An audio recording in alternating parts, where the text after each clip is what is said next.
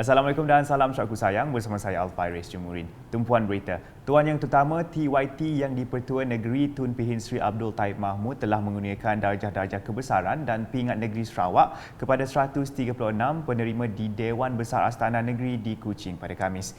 Istiadat dimulakan dengan pengurniaan darjah yang amat mulia Bintang Kenyalang Sarawak Pegawai Bintang Kenyalang PBK kepada 6 penerima iaitu Pemancar Peter, Elias Peter Lai Sakul, Pemancar Lau Oi Pen, Hi Sehto, Wong Tiong Ki, Jong Yi Ki dan Musin Radin.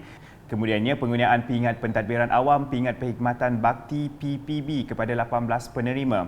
Ini diikuti penganugerahan darjah utama yang amat mulia Bintang Sarawak Ahli Bintang Sarawak ABS dikurniakan kepada 30 penerima dan anugerah darjah utama yang amat mulia Bintang Kenyalang Sarawak Ahli Bintang Kenyalang ABK kepada 14 penerima. Turut dianugerahkan pingat pentadbiran awam pingat perkhidmatan terpuji PPT kepada 34 penerima dan diakhiri pengurniaan darjah yang amat mulia Bintang Sarawak Bentara Bintang Sarawak BBS kepada 34 penerima. Turut hadir ialah isteri yang di-Pertua Negeri Sarawak Toh Puan Datuk Patinggi Ragat Kurdi Taib serta tetamu kenamaan yang lain. Manakala isteri kepada Tuan Yang Terutama TYT yang di-Pertua Negeri Sarawak Toh Puan Datuk Patinggi Ragat Kurdi Taib menerima kunjungan hormat daripada pengurusi Majlis Kebajikan dan Sukan anggota-anggota Kerajaan Malaysia Maksak Wanita Sarawak Datin Sri Baduyah Bujang di Demak Jaya di Kuching pada Khamis.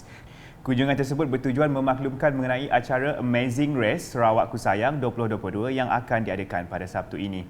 Acara itu akan dimulakan di pekarangan di Dewan Undangan Negeri Dun Lama dan diakhiri di Damai Beach Hotel dengan majlis penutupan akan disempurnakan Toh Puan Datuk Patinggi Ragat Kurdi Taib pada 13 Ogos 2022. Pada tahun ini, penyertaannya sangat menggalakkan dan terbanyak apabila melibatkan 50 buah kereta dan 250 peserta kesemuanya yang terdiri daripada pegawai wanita dari penjawat awam Jabatan Kerajaan Negeri serta Kerajaan Persekutuan.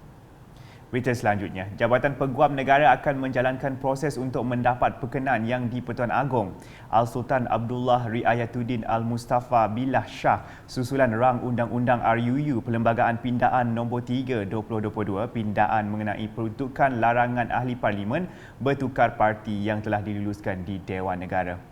Menteri di Jabatan Perdana Menteri Parlimen dan Undang-Undang Datuk Seri Dr. Wan Junaidi Tuanku Jaafar dalam kenyataannya pada Rabu memberitahu ia selaras dengan perkara 66 Perlembagaan Persekutuan. Katanya perintah kuat kuasa tarikh peruntukan tersebut juga akan dikemukakan kepada Yang di-Pertuan Agong untuk menetapkan tarikh kuat kuasa mengikut Fasal 1 RUU berkenaan. Jelas beliau setelah mendapat perkenaan Yang di-Pertuan Agong, Perdana Menteri Datuk Seri Ismail Sabri Yaakob akan membuat pemakluman melalui surat kepada semua Menteri Besar dan Ketua Menteri untuk mengisyorkan kepada semua negeri mengenai pindaan terhadap jadual ke-8 Perlembagaan Persekutuan yang membolehkan semua Dewan Undangan Negeri meminda perlembagaan negeri masing-masing dengan memasukkan peruntukan larangan bertukar parti agar selaras dengan jadual ke-8 Perlembagaan Persekutuan sebagaimana yang diluluskan di Dewan Rakyat dan Dewan Negara. Menurut Datuk Seri Dr. Wan Junaidi lagi, pindaan terhadap perlembagaan negeri itu adalah untuk penyeragaman dengan Undang-Undang Persekutuan di bawah perkara 71 Perlembagaan Persekutuan. Untuk rekod RUU itu dilulus selepas memperoleh undian majoriti sebanyak 52 daripada 60 senator pada Selasa 9 Ogos 2022. Berita berikutnya, peladang kecil di Sarawak diseru agar terus menggiatkan lagi penanaman nipah bagi mewujudkan bekalan yang mencukupi dan seterusnya memenuhi kehendak jangka masa panjang. Menteri Pemodenan Pertanian dan Pembangunan Wilayah Sarawak Datuk Seri Dr. Stephen Rudi Utom berkata, ini berikutan industri tersebut berpotensi menembusi pasaran luar kerana sentiasa mempunyai permintaan yang tinggi. Jelasnya produk nipah khususnya gula apung sentiasa mendapat sambutan menggalakkan terutamanya di Semenanjung Malaysia dan juga beberapa negara luar. Beliau berkata demikian ketika ditemui media pada lawatan ke syarikat Kit Hin di Kuching pada Rabu. Sebagai satu-satunya pengeluar nipah di negara ini, Datuk Seri Dr. Stephen Rundi menyarankan pemain di Sarawak agar terus bekerja keras serta bergiat aktif supaya dapat memajukan lagi industri tersebut. Untuk rekod, syarikat Kit Hin merupakan satu-satunya pengeluar gula apung tempatan yang berjaya mengekspor produk-produk mereka ke Semenanjung Malaysia, Singapura, United Arab Emirates, UAE, Korea, Jepun, Australia serta beberapa negara lain. Pada tahun lepas, Sarawak telah mengeksport produk gula apung bernilai 1.93 juta ringgit di samping menjana pendapatan sebanyak 3.38 juta ringgit untuk jualan di pasaran tempatan. Berita diteruskan mengenai kerajaan Sarawak sentiasa menjaga kebajikan dan kesejahteraan kanak-kanak. Menteri Pembangunan Wanita, Kanak-kanak dan Kesejahteraan Komuniti Sarawak, Datuk Seri Fatimah Abdullah berkata, objektif penubuhan rumah kanak-kanak Toh Puan Hajah Norkiah Kuching adalah untuk memberi jagaan gantian kepada kanak-kanak di samping menggalakkan pertumbuhan dan perkembangan fizikal, emosi serta mental yang sihat dalam suasana kekeluargaan yang harmoni. Beliau berkata demikian semasa merasmikan Majlis Penyampaian Watikah Pelantikan Ahli Lembaga Pelawat ALP di Rumah Kanak-kanak Toh Puan Hajah Norkiah pada Khamis. Katanya ALP merupakan individu yang membantu pengurusan rumah kanak-kanak dalam pelbagai program dan pengurusan institusi demi memastikan kebajikan dan kesejahteraan kanak-kanak di institusi sentiasa terpelihara sepenuhnya. Beliau juga berharap ALP dilantikan baru dapat bekerja satu pasukan yang mantap bagi meningkatkan mutu penyampaian perkhidmatan institusi. Di Lundu, Ahli Dewan Undangan Negeri Adun Opar Billy Sujang melancarkan pelepasan konvoi Kembara Merdeka Keluarga Malaysia 2022 KMKM 2022 di Lundu Town Square pada Rabu. Sebelum pelepasan, Billy bersama-sama dengan Pengarah Jabatan Penerangan Sarawak Jaafar Jantan berkesempatan menyerahkan jalur gemilang kepada Wakil Jabatan serta agensi kerajaan di Lundu. Terdahulu, Jaafar yang mengetuai rombongan konvoi turut menyerahkan jalur gemilang kepada Pengetua Sekolah Menengah Kebangsaan SMK Lundu, Azuddin Manterang di pekarangan sekolah itu. Sementara itu, Jaafar ketika ditemui berkata ia adalah penting bagi memupuk semangat cinta akan negara kerana generasi merupakan bakal pemimpin masa hadapan.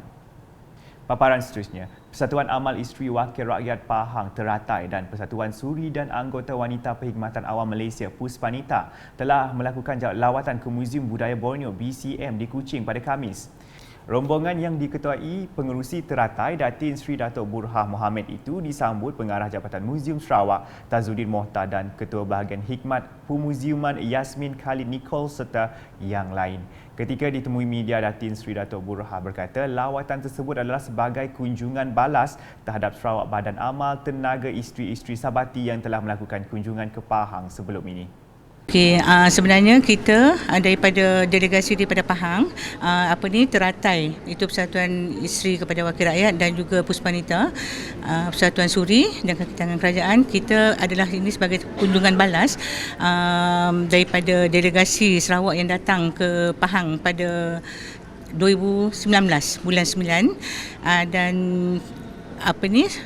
selain daripada kita untuk merapatkan silaturahim di antara Persatuan Teratai dan Sabati. Dan saya nak ucapkan juga terima kasih kepada Sabati yang telah sudi menerima kunjungan kami ke sini. Dalam pada itu, isteri kepada Menteri Besar Pahang Datuk Seri Wan Rosli Wan Ismail mengakui bahawa BCM merupakan sebuah muzium yang sangat menarik bagi mendapatkan pengetahuan berkaitan artifak yang bukan sahaja dari Sarawak bahkan juga meliputi kawasan Borneo. Bagi saya amat bagus sekali Borneo Museum ni, dan saya difahamkan oleh Encik Tajuddin tadi yang dia orang buka pada bulan Mac kan. Maknanya banyak benda yang kita boleh tengok di muzium ni. Sebab saya tadi dapat penerangan daripada Yasmin, Sarawak ni adalah dalam Borneo.